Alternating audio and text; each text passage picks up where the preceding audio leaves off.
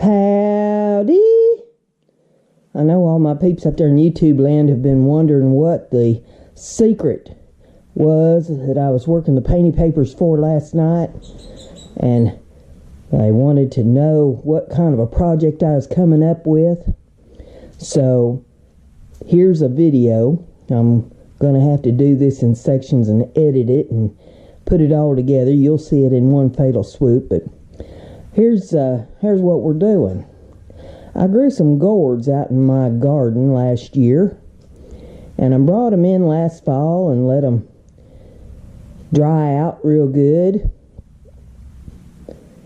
And I found a tub of them up in my studio when I was digging around yesterday, and I thought, man, these would be something to decorate up. And I've got about, I don't know, half a dozen or so of these gourds, different sizes. And we're going to give this a shot at decorating some of these gourds. Now, some of them I'll probably be doing some engraving on and cutting out some pieces and stuff on them and doing different kinds of things, techniques and stuff with them. But for right now, what we're going to do is we're going to be decoupaging on one.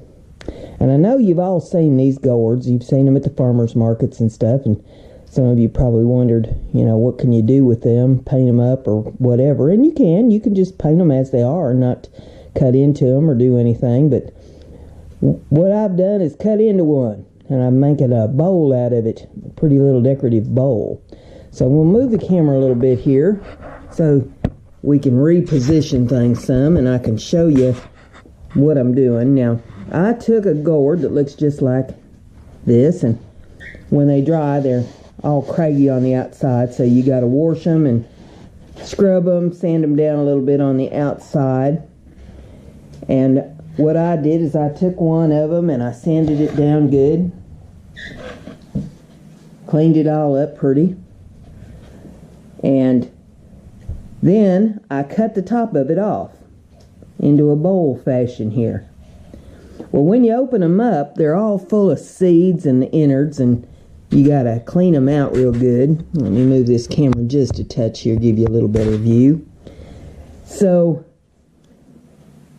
when I got it opened up, took the top off of it, I got in there and cleaned the innards all out, got the seeds all out of it. Now I saved the seeds because I'll be planting them in my garden next spring. I put them in a nice cool place for the winter. Sealed them up in a good sealed bag because they're good and dry from sitting for a year. And then once I got that all cleaned out, I had to sand the inside of it because the inside of it was all, whoops, gonna knock the camera over, was all papery on the inside from the innards, and it needed a good cleaning. So I had to sand it all out on the inside and make it all pretty. And then once you get the inside of it all cleaned out, you wipe it out real good, get all the dust out of it from the sanding that you did. And then I went around the edge of it with the Dremel tool, and I made it all nice and smooth on the top. I beveled the inside of it, the inside lip a little bit there, if you can see how I beveled it, so that it doesn't have a big old wide rim, you know, it's a nice little beveled edge on it. Then I painted the inside of it. I took some navy blue paint. I'd have preferred to do black, but I didn't see any black here in my collection. I didn't feel like dragging my limp old beat up broke foot up them stairs again today, so I just used some navy blue and painted the inside, which will go pretty with the paper that I painted up last night for it. And now it's ready for the decoupaging to commence. So I'm going to get my, whoops, I kicked my gourd over. I'm going to get my Mod Podge, and I'm going to get my brush. It's not the one I killed last night doing the painty paper. It's a different paintbrush, and I'm going to pour some of the Mod Podge out in the lid there, and I'm going to start on the bottom.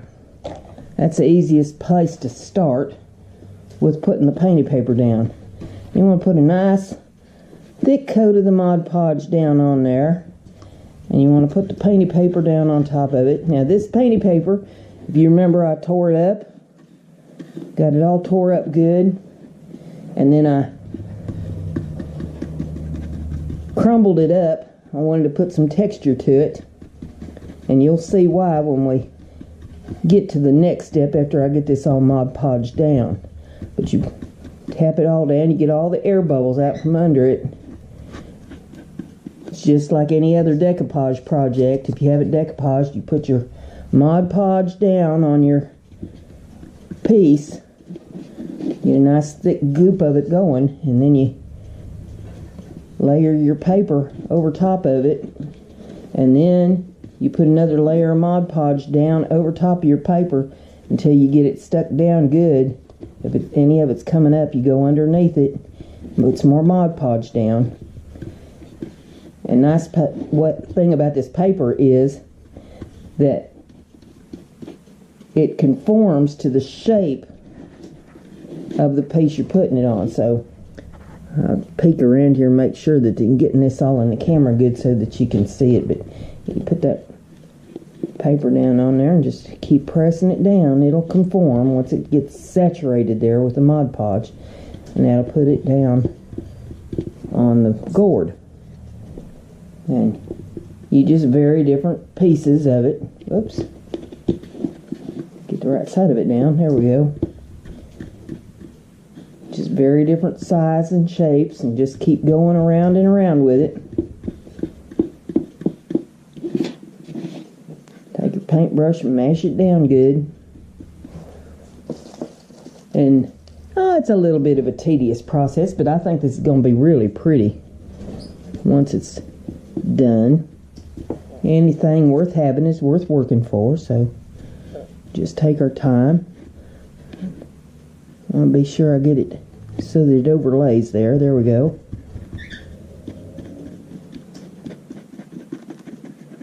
Press it down. Go underneath that a little bit where it ain't wanting to stick.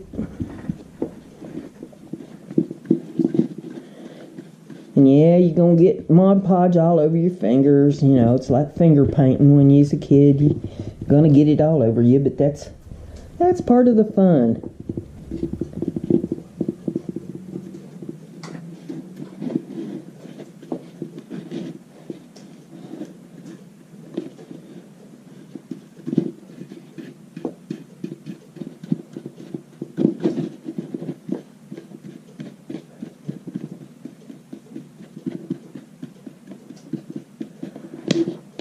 Keep turning it, going in a circle, laying it on there.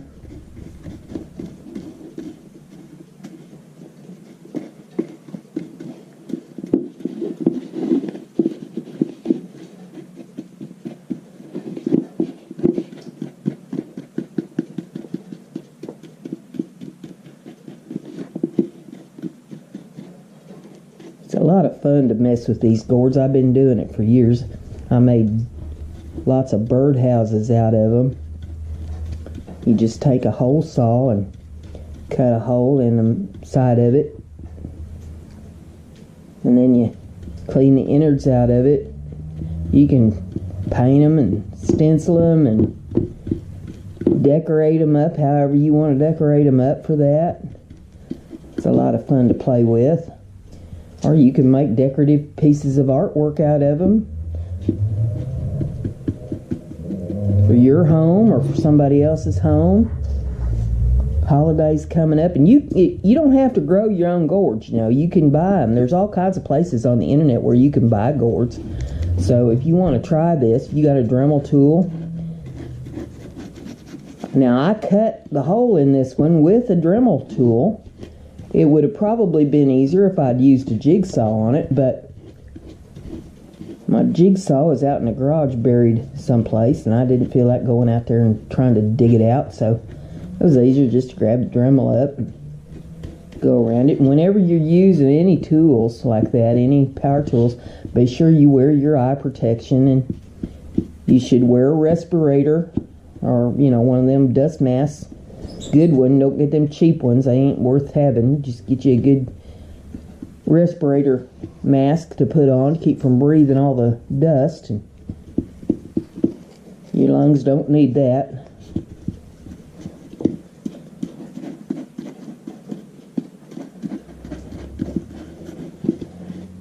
There's no rhyme or reason to the way that I'm picking these pieces out. I just grab one and glue it down. Okay, we're ready for phase 2. I got the paper all put on this pretty gourd here. And I thought you'd want to see what it looked like. We'll see if we can get the light angle down there good so that you can see. Look at all the texture on that from wrinkling that paper. That's why I wrinkled the paper all up. And the colors are so pretty. Now, part of the process here is going to be to really make those wrinkles and seams show up. And to do that, I'm going to use a little black alcohol ink. And it gives it more of a leather type effect. And all you do is you antique it with this.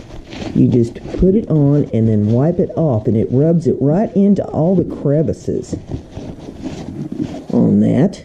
Let's get a little more light there on that side of it.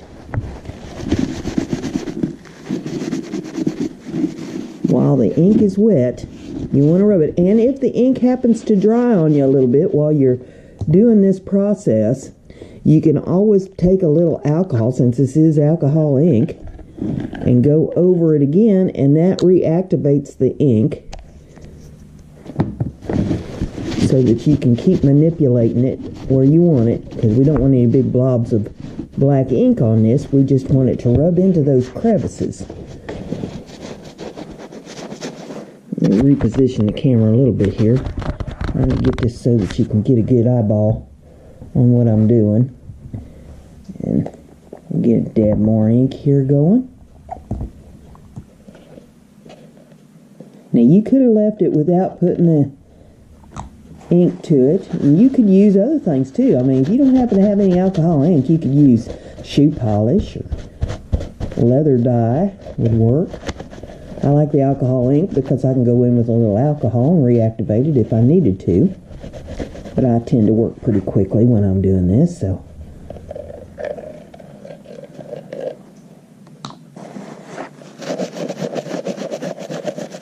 We'll just keep going around it with this.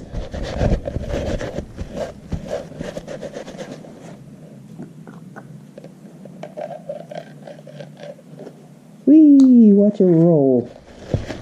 Pull that up a little bit.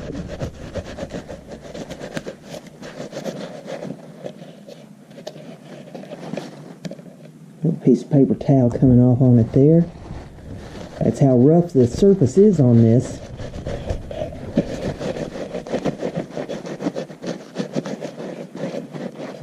It rips up the paper towel.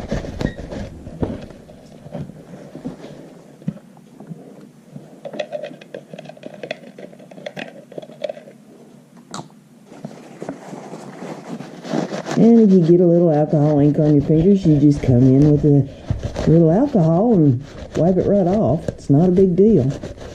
Ain't the end of the world. Not going to stain you up for the rest of your life.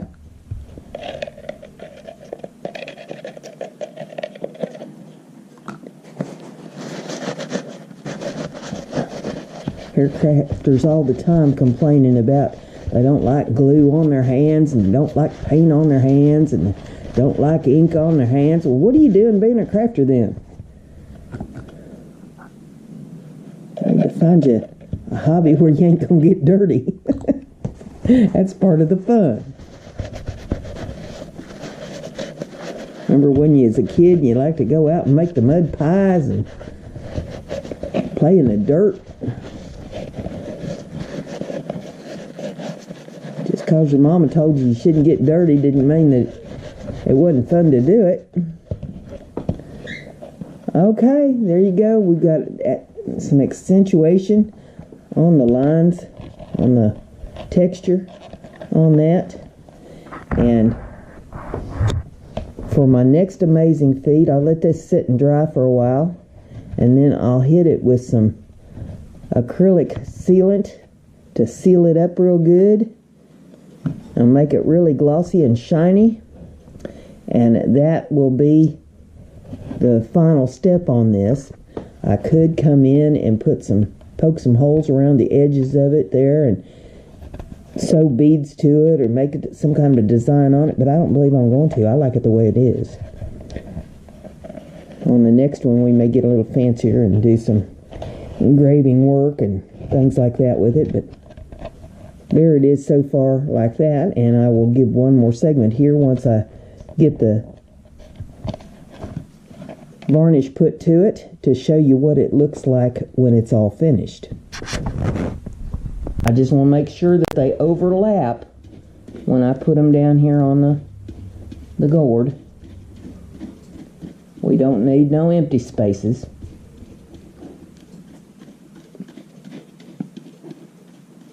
Every gourd is shaped a little bit different, has a little bit different personality to it. I think that's part of the reason I like messing with them so much.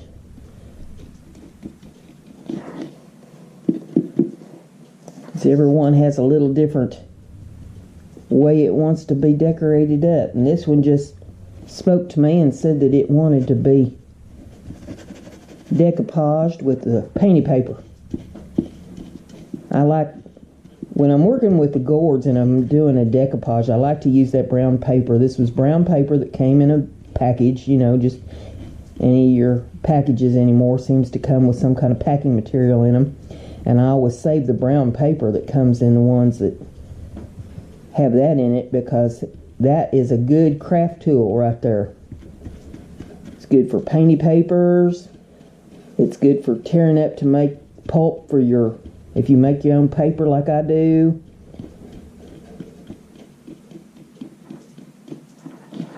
All kinds of good art projects and stuff that you can do with your painty papers and your brown paper. You can make painty paper out of any kind of paper. You can use your copy paper or book paper, newspaper, junk mail,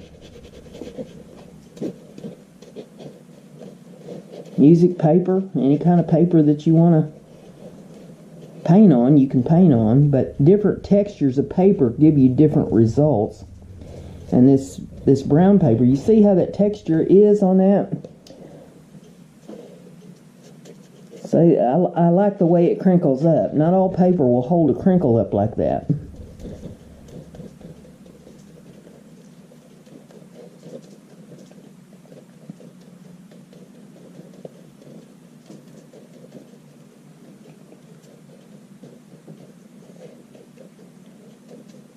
Texture is one of the things that you should really keep in mind when you're doing your art projects, because texture is a big part of it.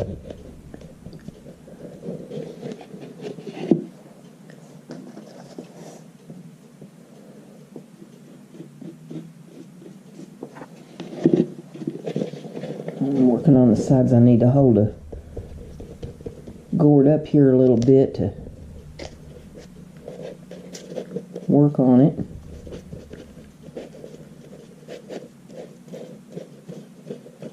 And I'm going to go right on down this side here without going around, because I want to show you a little something when we get to the top. A little trick.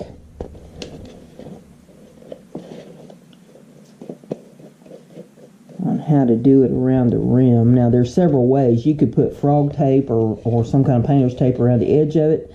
There, you know, mark you off an inch or whatever you want to mark, and then you could do designs in that. You could drill holes in it, and you could sew around it. With beads or, you know, whatever you want to do around the top. I'm going to run this paper clear up to the rim on this one.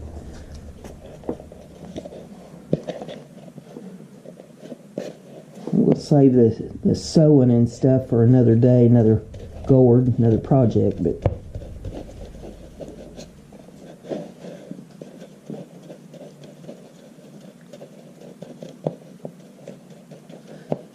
in case you missed the other video and wonder what kind of paint I used on the painty papers, this is Martha Stewart's Pearl paint.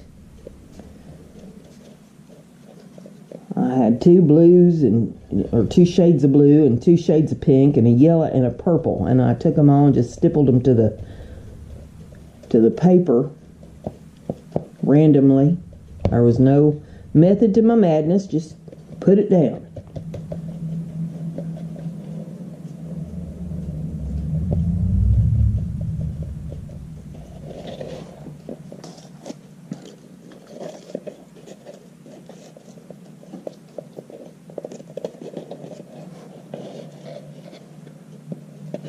Back it up a little bit there. I'm not quite ready to get to the rim on that.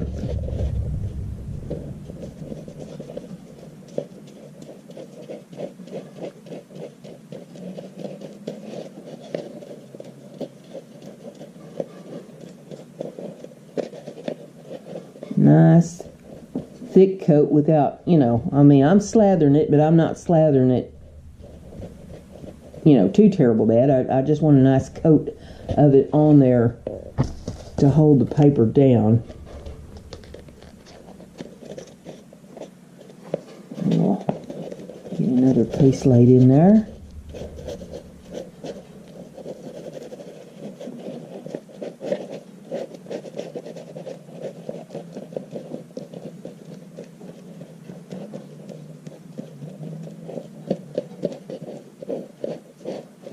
Okay, we're getting up to the rim. Now, make sure I got her in the camera lens. All right, when you get up to the edge of it, put some Mod Podge up there around the edge. Now, it dries clear, so if you get it a little past the edge, you get some on the lip, that's okay. It's going to dry clear. But when you get it up there, you want to lay your paper so that it is right there at the edge of the gourd. That way you don't have to do a bunch of trimming and fooling around and scraping up your gourd. Just lay it right there against the edge. If, when you get it done, it turns out that you got some little places where it didn't go clear to the edge, you can take your paint and touch up around the edge of the gourd using some of the paint that you used on the painty paper, you know, so it'll blend in. Or you can run a little bit of the paint that you used on the inside of it around it to touch it up. But that's looking pretty doggone good right there.